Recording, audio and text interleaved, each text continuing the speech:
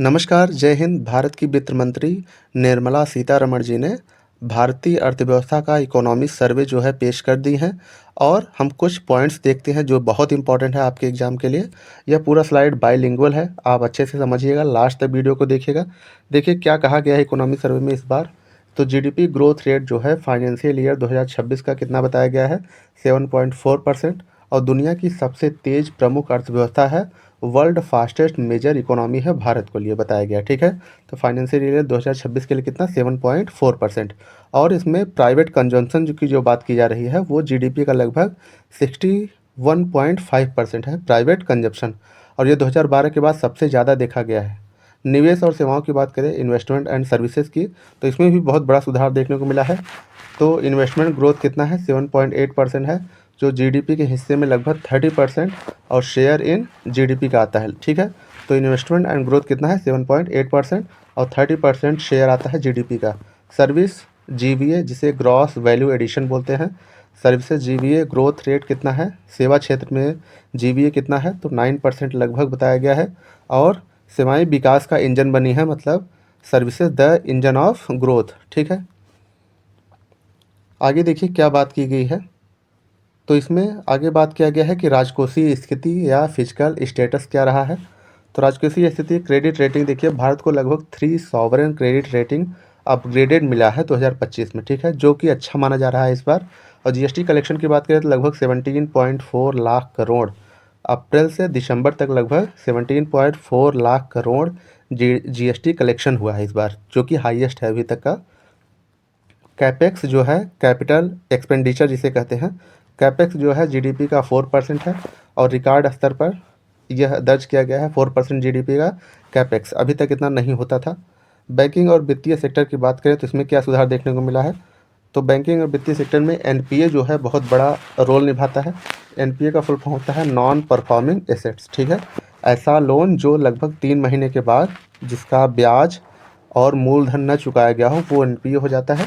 तो gross NPA लगभग 2.2% है, जो कि डिकेड्स का लगभग लो लेवल पे है 2.2%। और नेट एनपीए कितना है, 0.5% है, ये भी रिकॉर्ड लो लेवल पे है, ठीक है। तो ग्रॉस एनपीए 2.2% याद रखिएगा और नेट एनपीए 0.4% याद रखिएगा। पीएम जनधन योजना लगभग 50 से 55 करोड़ जनधन खाते खोले गए हैं इसके थ्रू। मुद्रा लोन की बात करें तो 36.18 लाख करोड़ के ऋण बांटे गए हैं, डेप्ट बांटा गया है मुद्रा लोन के तहत। आगे क्या बात की गई है, external sector important role play करता है इकोनॉमी में। तो टोटल एक्सपोर्ट कितना हुआ है, लगभग 825 बिलियन डॉलर का जो है टोटल एक्सपोर्ट हुआ है। और सर्विस एक्सपोर्ट जिसमें कितना है, 387 बिलियन डॉलर, ठीक है। 387 सर्विस सेक्टर एक्सपोर्ट है। और टोटल एक्सपोर्ट कितना है, 825 बिलियन डॉलर, ठीक है। फॉरेक्स रिजर्व की बात करें तो 701 बिलियन डॉलर है। ये भी 11 महीने का आयात कवर जो है, जो हम इंपोर्ट करते हैं, लगभग 11 महीने तक हम सिर्फ अपने फॉरेक्स रिजर्व से इंपोर्ट कर सकते हैं। इतना फॉरेक्स रिजर्व है भारत के पास, कितना है, 701 बिलियन डॉलर, ठीक है। रेमिटेंस की बात करें तो अभी भारत रेमिटेंस के मामले में दुनिया का सबसे बड़ा देश है, जो दुनिया का सबसे ज़्यादा रेमिटेंस प्राप्त करता है। भारत के बाद मैक्सिको का स्थान आता है रेमिटेंस के मामले में। रेमिटेंस वो होता है जो विदेशी नागरिक, मतलब भारत के नागरिक जो विदेश में रहते हैं, वो भारत में अपने घर वालों को जो पैसा भेजते हैं उसे रेमिटेंस बोलते हैं, ठीक है।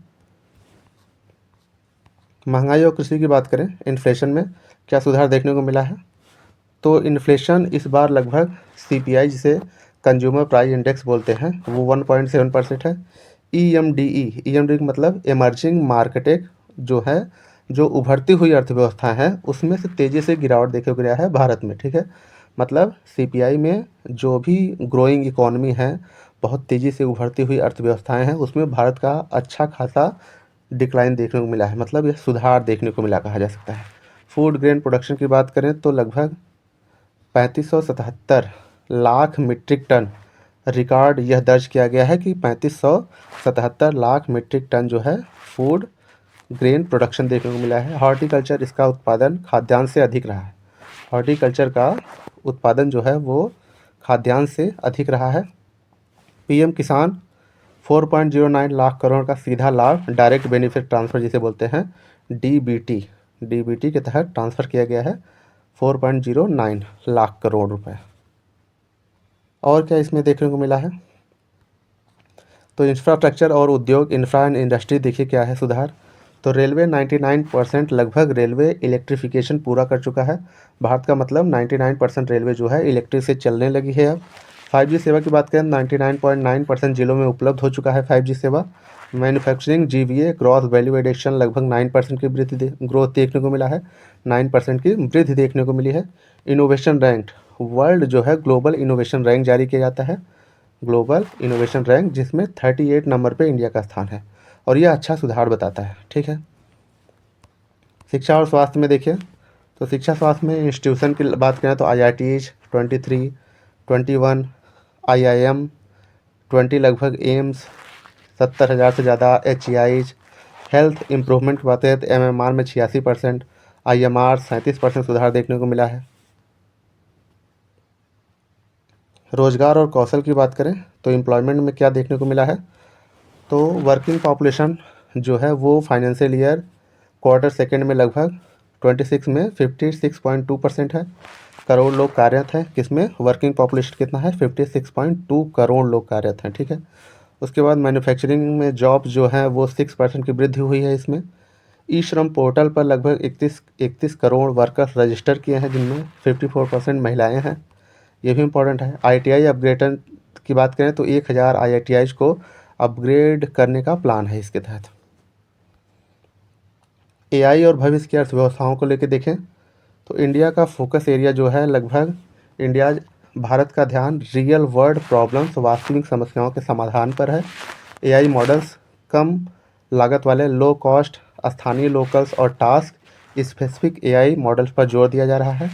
यूजेज केस की बात करें तो AI का उपयोग जो है मुख्य रूप से हेल्थ, स्वास्थ्य, एग्रीकल्चर, कृषि, गवर्नेंस या प्रशासन में किया जाएगा। ठीक है। इन क्षेत्रों में AI का यूज करने की बात की गई है।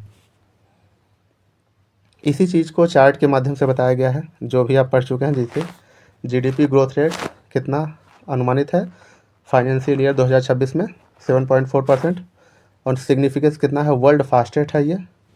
इन्फ्लेशन की बात करें तो 1.7% इन्फ्लेशन बताया गया है, वेरी स्टेबल बताया गया है इन्फ्लेशन को। फॉरेक्स रिजर्व की बात करें तो $701 बिलियन फॉरेक्स रिजर्व बताया गया है। सेफ्टी का कॉशन है ये। इनोवेशन रैंक की बात करें 38 पे है इनोवेशन में, ग्लोबल इनोवेशन जो रैंकिंग आती है। ठीक है। तो ग्लोबल कम्पिटिटिवनेस इंडेक्स बोलते हैं उसे, इसमें 38 नंबर पे है भारत। ठीक है।